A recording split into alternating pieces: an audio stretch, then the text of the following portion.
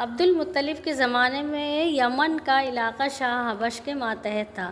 اس زمانے میں شاہ حبش کی جانب سے ابرہہ الاشرم یمن کا صوبے دار تھا۔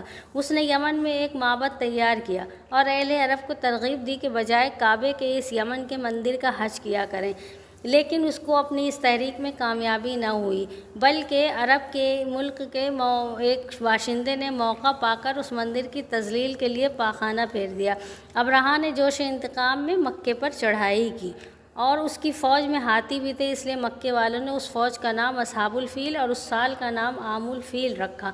مکے کے قریب پہنچ کر ابرہہ نے جب مقام کیا تو قریش مکہ اس فوج کے آنے کی خبر سن کر خوفزدہ ہوئے، کیونکہ ان میں اس فوج کے مقابلے کی طاقت نہ تھی۔ سب نے مل کر سردار قریش یعنی عبد المطلب سے استدعا کی کہ آپ ابرہہ کے پاس جائیں اور کوئی صورت بہتری کی نکالیں۔